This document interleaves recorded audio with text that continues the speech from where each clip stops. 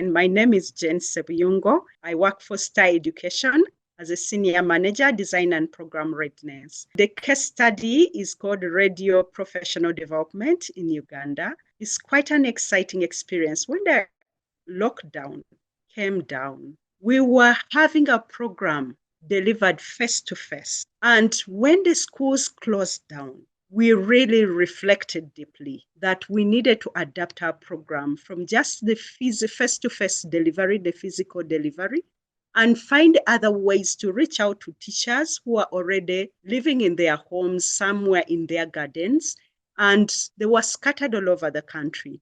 The classes were no longer there, and even the children were learning from home. So since we work with a system to implement or reignite intrinsic motivation among teachers, education leaders, learners, and school leaders, we engaged the ministry. They had come up with a program to address continuity of learning for learners, and they realized that in the process, the teachers had been forgotten.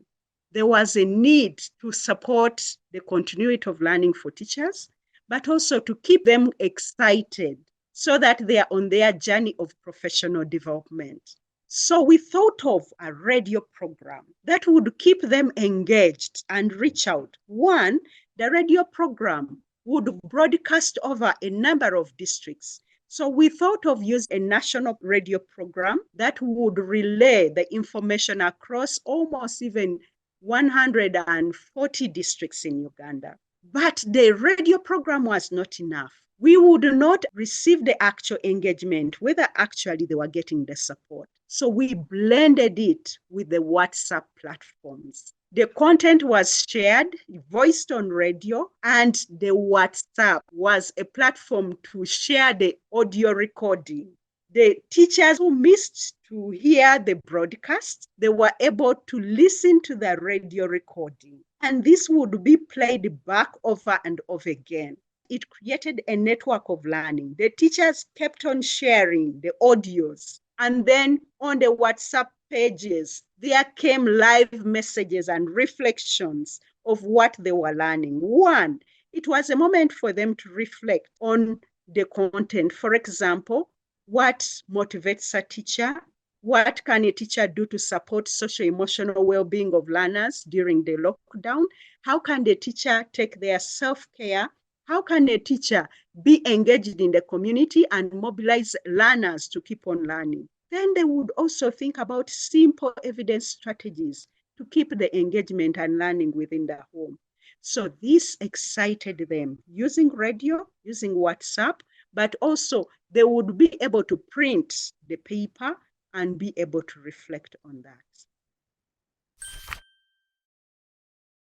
It was a deliberate design because we knew that radio would not complement or meet all the demands of the teachers. They were scattered all over. We have challenges with electricity. There were teachers who are scattered and cannot access radio waves.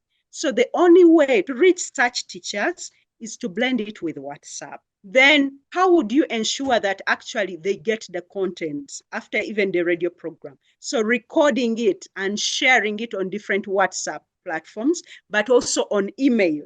It was a very good way to do that. Then also we came up with design of one-pagers for them to reflect on the key messages. So it was a picture form, one page. They would be able to reflect and also use the WhatsApp to get feedback on how the content is going down so that they are able to understand what is checking for understanding, what challenges are they facing, how can they be supported.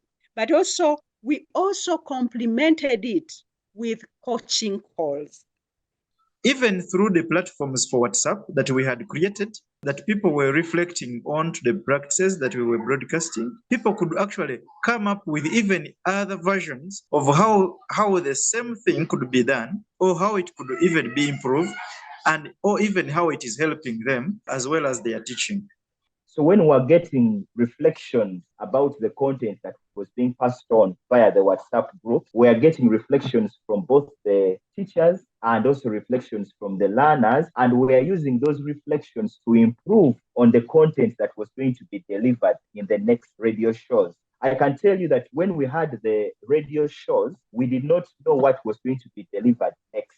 So the content that was delivered on the next talk shows depended on the reflection and feedback that we got from the talk show that we had before that. And that was very good. So some of the challenges we had with the blended content included one, absence of radio sets. Most of the population in Uganda comes from a rural setting. Even having a radio set was not a common thing in the rural areas. In addition, the network coverage is limited to the urban areas. So we discovered that even using WhatsApp, much as it was a very good innovation, it did not help those people who were in areas that had poor network. So we had to add something else. In addition to the radio talk shows and the WhatsApp, we had to add the materials. We had to use some books.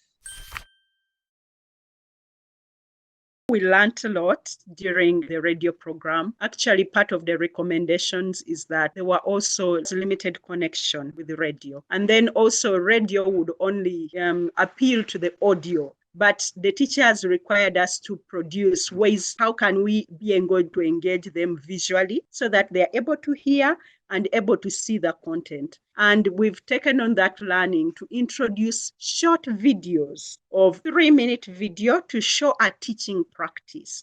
At the beginning of the lockdown, people thought that the use of technology, the use of video, the use of WhatsApp, the use of different modalities like internet and Zoom would not apply in our context of a developing country.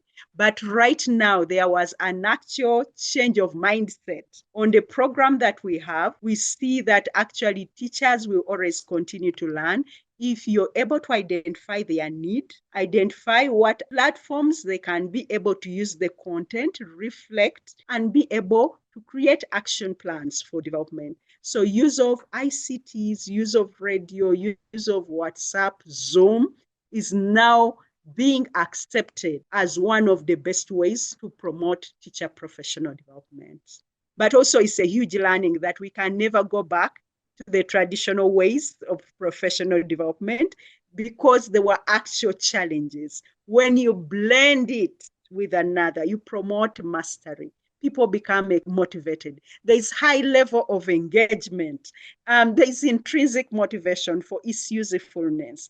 And we are seeing the acceptance of the teachers, even the speed at which they adapted was quite amazing, with all the district education officials, the school leaders, the teachers, all making suggestions how to adapt this to promote their development. That was really exciting. Actually, I can ably say vividly that the lockdown really sparked the idea of accepting or having more acceptance for blended learning. We learned in terms of design, there's a lot that system players are quite critical, but also being able to be simple and introduce something that is contextualized, that can be of use to the people that you design, meeting the design so that it is able to meet the needs of the end users. I think that is really critical. Embracing their feedback, finding out what is the problem, what other platforms are available so that they are contextualized and owned within the system. That is what makes a huge success. Because when you do that and discover that, then you can blend the program and promote professional development across the system. When we created the program, the target group was the teachers to excite them and keep them engaged during the program on their journey for professional development. However, we learned that during the process, that school leadership is very key. So we built in QR codes right now into the program, and we want to pilot them so that even the school leaders can be able to benefit. It's not only the teachers benefiting, but also the school leaders, which is a real challenge in Uganda. And once we've built that peer learning network among school leaders, among district education officials, we feel that there will be huge behavior change and role modeling of intrinsic motivation across the system. Are you ready to blend on? Download the PDF or explore the website at www.blendon.org.